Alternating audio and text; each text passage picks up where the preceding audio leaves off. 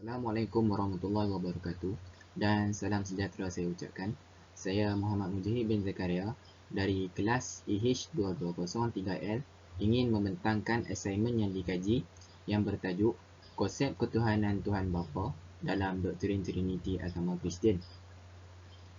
Sebelum kita mulakan, apakah itu Trinity? Trinity merupakan tunjang akidah agama Kristian yang diperkenalkan oleh Saint Paul. Ia merupakan konsep kepercayaan dan penyembahan terhadap kesatuan tiga Tuhan, iaitu yang pertama Tuhan Bapa ataupun dikenali sebagai Father of God. Yang kedua ialah anak, Tuhan anak, iaitu dikenali sebagai Son of God. Dan yang ketiga ialah Tuhan Rohul Kudus, iaitu dikenali sebagai The Holy Ghost. Tuhan Bapa adalah pencipta dan berhubung rapat dengan Tuhan Anak sebagai penebus dosa dan berhubung rapat juga dengan Tuhan Rohul Kudus sebagai pembersih jiwa, iaitu dari segi kesucian. Kesatuan tiga Tuhan ini mempunyai fungsi yang sama sebagai Tuhan, tetapi berbeza dari sudut pelaksanaan mereka, iaitu dari segi fungsi mereka itu sendiri. Seterusnya kita tengok pada pengenalan Tuhan Bapa. Menurut kepercayaan agama Kristian, Tuhan Bapa ataupun God the Father dikenali sebagai Tuhan Yahweh ataupun Yahweh, iaitu Tuhan menurut Bible Perjanjian Lama ataupun dikenali sebagai Old Testament, yang bererti keamanan sebagaimana yang diakui oleh bangsa Israel.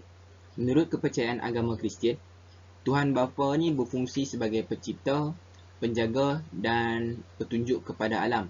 Tuhan Bapa ni berkuasa kepada semua makhluk dan segala-galanya. Dan Tuhan Bapa ni juga adalah personality, orang kata personality yang paling dominan di dalam Trinity. Oleh kerana itu, Tuhan Bapa ni diletakkan di tempat yang pertama dalam susunan Trinity. Beliau menurunkan Jesus ke dunia untuk membimbing penganut agama Kristian, penganut agama Kristian yang lain.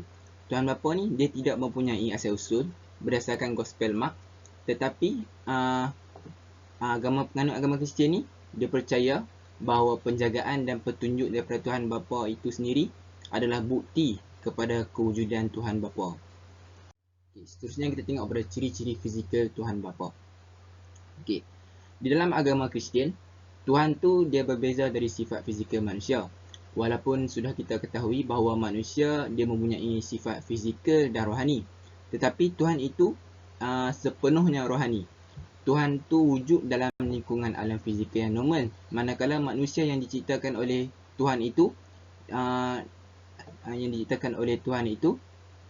hanyalah menurut gambaran Tuhan. Menurut ahli falsafah Koch, dia menyatakan bahawa akal manusia hanya mampu berfikir mengikut logik akal semata-mata. Ini menunjukkan kita tidak dapat mengetahui tentang ciri Tuhan itu sendiri. Menurut Vinicius Felix dalam dialog yang disebutnya sebagai Octavius, dia katakan Tuhan ni sebagai cahaya. Tapi kita sudah tahu bahawa cahaya matahari melampaui pandangan kita. Walaupun ada yang mengatakan bahawa kita hampir dapat samakan Tuhan tu dengan sifat fizikal, namun kerana kita bergantung kepada sifat bukan fizik, Tuhan tu tidak akan dapat disamakan dengan cahaya. Seterusnya kita tengok kepada sifat Tuhan Bapa. Sifat yang pertama yang ditunjukkan oleh Tuhan Bapa ialah Tuhan itu kekal. Kenapa Tuhan itu kekal? Ini bermaksud bahawa konsep masa, permulaan dan pengakhiran Tuhan itu tak akan pernah berlaku. Sekiranya Tuhan mempunyai permulaan dan pengakhiran, ini menunjukkan adanya Tuhan yang lagi berkuasa daripada Tuhan sekarang yang dapat mengawal permulaan dan pengakhiran. Konsep pemahaman agama Kristian mestilah tetap bahawa Tuhan Bapa yang kekal mestilah berkuasa sepenuhnya berkaitan permulaan dan pengakhiran yang diciptakan olehnya. Sifat kedua yang ditunjukkan oleh Tuhan Bapa ni adalah sifat kasih sayang. Kematian Tuhan Anak di tiang salib adalah untuk membebaskan manusia dari dosa warisan.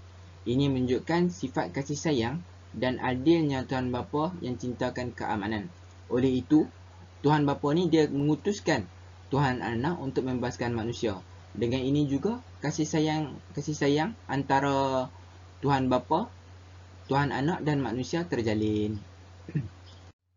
Seterusnya kita tengok kepada cara penyembahan. Okay, dia ada dua cara penyembahan. Yang pertama pembaptisan, yang kedua the Sabbath day. Okay, kita tengok kepada pembaptisan.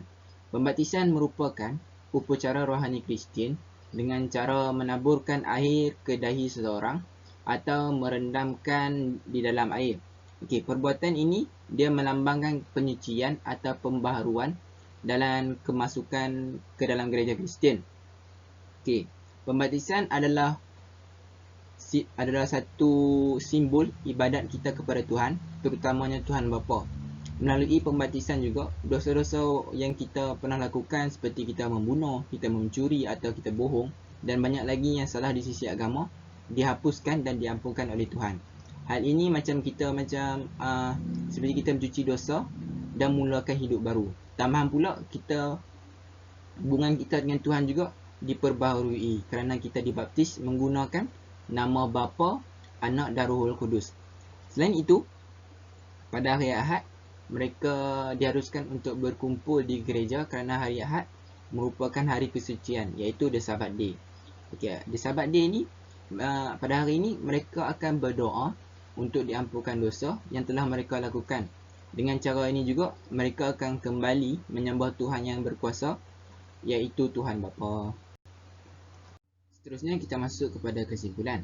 Okey, kita dapat mengenali Tuhan Bapa berdasarkan ciri, sifat dan ritual keagamaan berdasarkan teologi yang disampaikan oleh Saint Paul. Dan daripada pengkajian ini, kita dapat mengetahui apakah kesan beriman kepada Tuhan Bapa. Agama Kristian dia menyatakan bahawa Tuhan Bapa yang mengirimkan anaknya, iaitu Tuhan Anak, ke dunia adalah untuk menunjukkan manusia ke jalan yang benar, mengikut wahyu yang disampaikan oleh Tuhan Bapa. Okey, kesan kepercayaan ini membawa kepada sifat kasih sayang antara manusia dan menggalakkan hubungan yang baik ataupun orang kata ikatan silaturahim antara masyarakat, khususnya orang yang paling dekat kita iaitu jiran lah. Selain itu, kita dapat melahirkan penganut yang mempunyai kejujuran, yang mana disebutkan oleh Tuhan bahawa orang yang berkata benar dan sentiasa jujur ni dia akan bersama-sama Tuhan sewaktu di akhirat nanti. Okey. Berdasarkan kepercayaan kepada Tuhan juga, manusia akan meletakkan pergantungan, perlindungan dan orang kata satu penghormatan kepada Tuhan Bapa yang berkuasa. Apabila manusia meletakkan pandangan seperti ini, dia akan melahirkan insan yang takut akan kekuasaan Tuhan. Seterusnya kita masuk kepada ulasan artikel. Okey.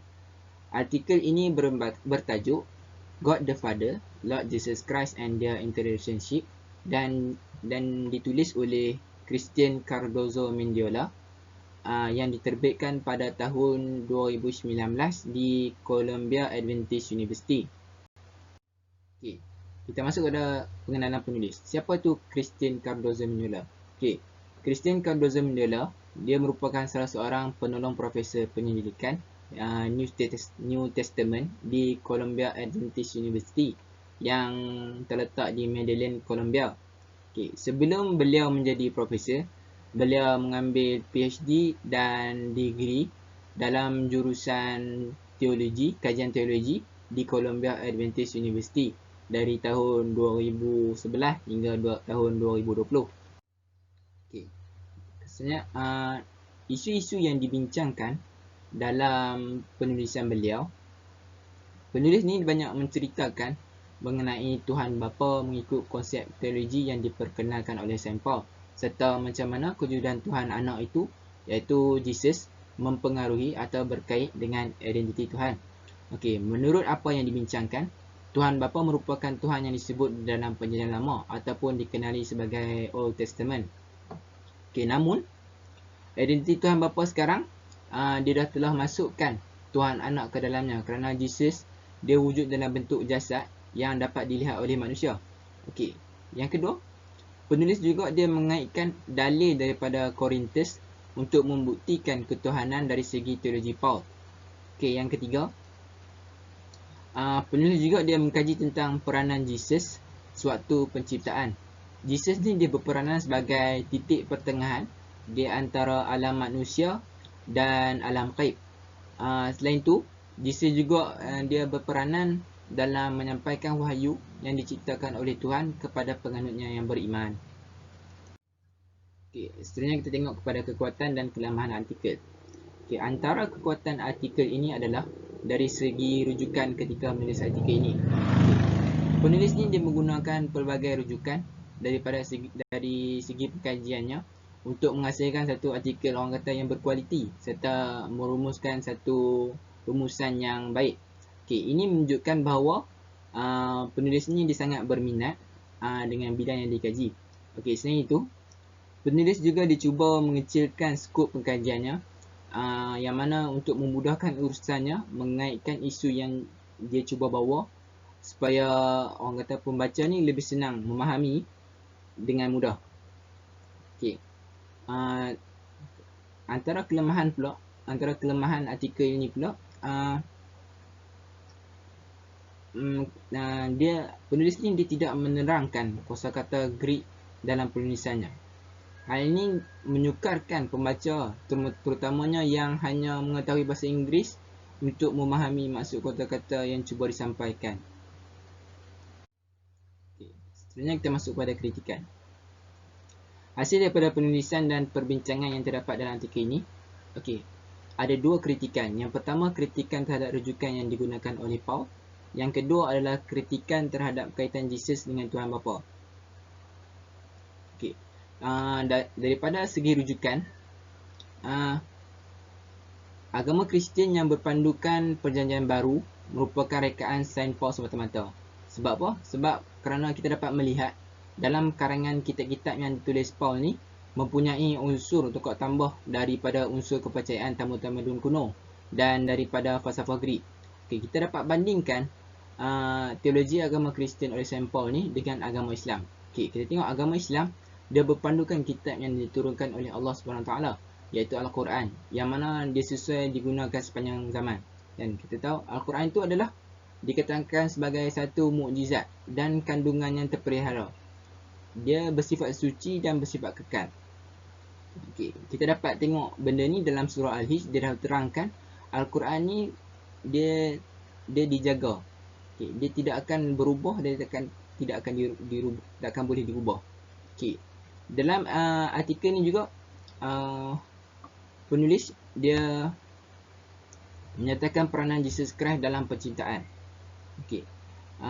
Paul mengatakan bahawa Jesus berperanan sebagai penyelamat kepada manusia.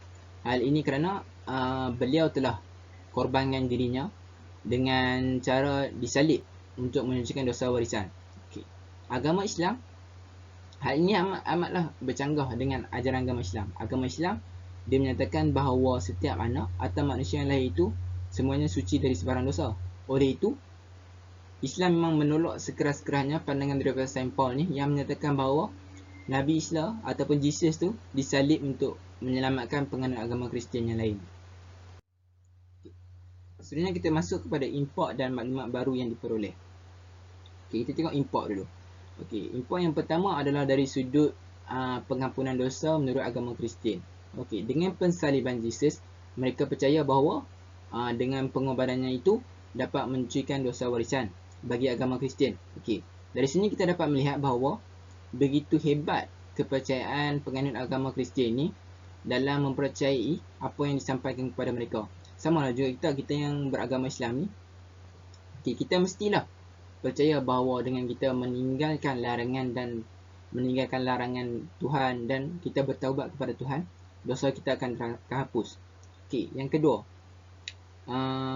import daripada artikel ni dia dapat menarik minat pembaca tentang teologi Paul. Yang seterusnya kita tengok kepada maklumat baru. Maklumat yang baru yang dapat ni adalah kita dapat mengetahui kisah hidup Saint Paul. Kita dapat mengetahui kisah hidup Saint Paul bermula dari kecil sehingga Paul ni jadi satu tokoh yang terkenal dalam agama Kristian. Kita juga dapat mengenali fungsi Tuhan, terutamanya Tuhan Anak dalam konsep teologi oleh Paul. Kita dapat mengetahui bahawa Jesus ni merupakan penyelamat bagi agama Kristian. Beliau sanggup mengorbankan dirinya secara disalib untuk menyucikan dosa warisan yang dilakukan oleh Adam dan Hawa. Sebenarnya kita masuk kepada kesimpulan.